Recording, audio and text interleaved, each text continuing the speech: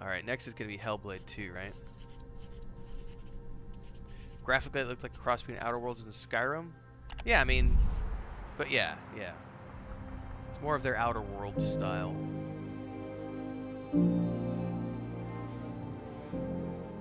Hi, I'm Don Matthews, studio head here at Ninja Theory in Cambridge, UK. We're now in the final months of development on Senua Saga Hellblade 2, and the team is working hard to bring you an unforgettable journey into Senua's unique world and her battle for survival, where we have once again combined high fidelity and immersive presentation with a shorter, narrative-led experience that focuses on the things that we really care about, and that we hope you care about too. You see how surrounding you are. Do you see how the pitiless world stamps you down? Senua is back with a new quest. She wants to stop the Vikings who raided her village right at their source, in Iceland. But not just her quest has changed. Senua herself has grown since the first Hellblade. She's made peace with her past and is no longer in such fear of her visions and voices. While the Furies are still her constant companions, she encounters new people along the way, some of which will value her unique perspective, and others who will reject it. Little by little, this settlement became my tribe.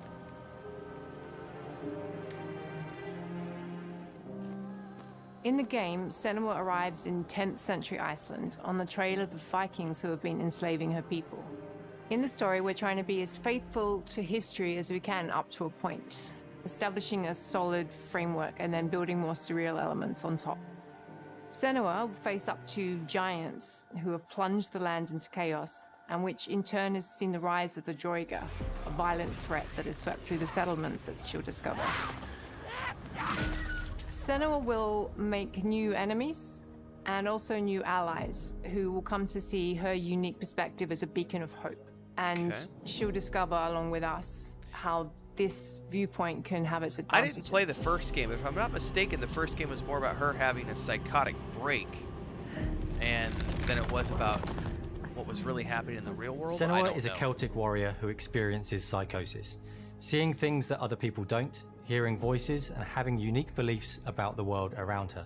To bring Senua's perspective of the world to life in a truthful way, we have once again worked closely with Professor Paul Fletcher at the University of Cambridge, as well as people with lived experience of psychosis.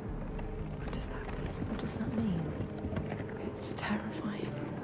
Players will find themselves traversing beautiful and hostile environments, seeking answers from patterns and signs that Senua sees in her own unique way, and battling through encounters with enemies that will push Senua to her limits.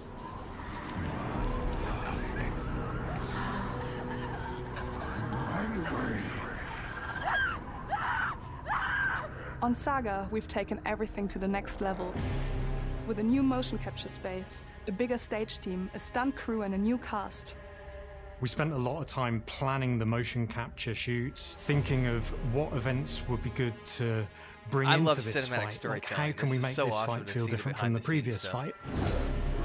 We have all new combat for the sequel. One of our key goals was the ability to actually tell a story throughout it. It does feel very different from the first game, but it's very brutal and you're very invested in it. Senua isn't a superhero. She's fighting for survival, and we want the player to feel her struggle in every step of her journey. We want the player to always feel like they just scraped through, just as I actually enjoyed the first game. Very creepy with the headset, as you feel like you're hearing voices. Mel knows Senua better than anyone, better than I do. I don't know if I'll be able to handle that. I have Her such a problem with instincts jump are scare amazing, games. and she really doesn't need much help from me.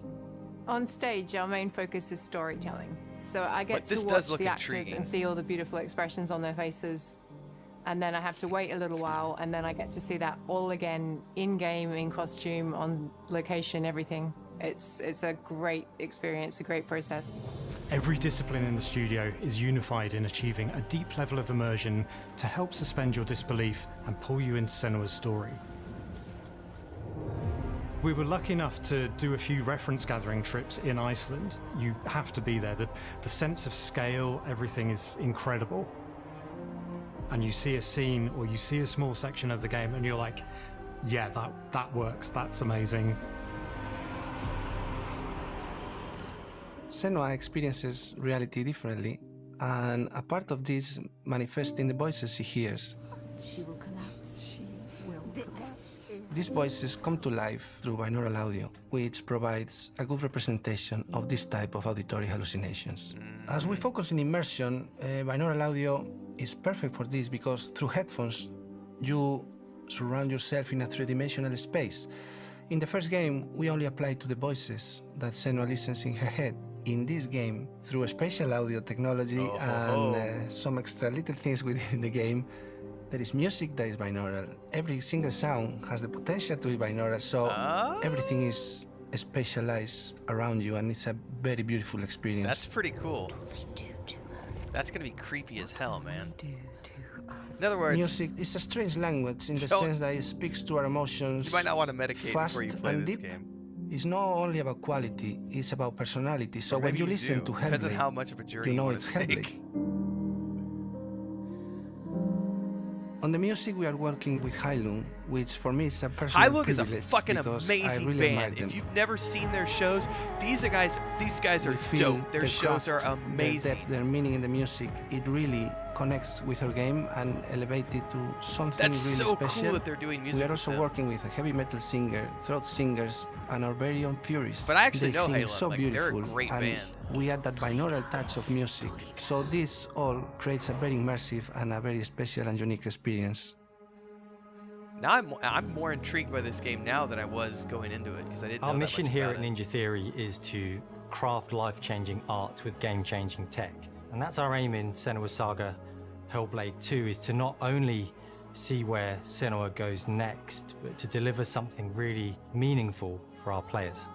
My hope is that they will really connect to Senua as a character, and even if they can't really relate to what she's going through, maybe they know someone that relates to that character and they can then understand that person better.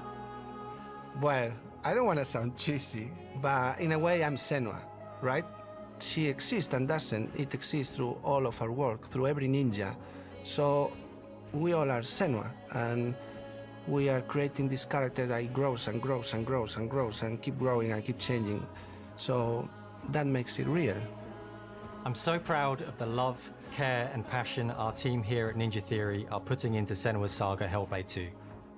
Our hope is to not only create a game that is great to play, but to craft an experience that leaves you thinking and feeling.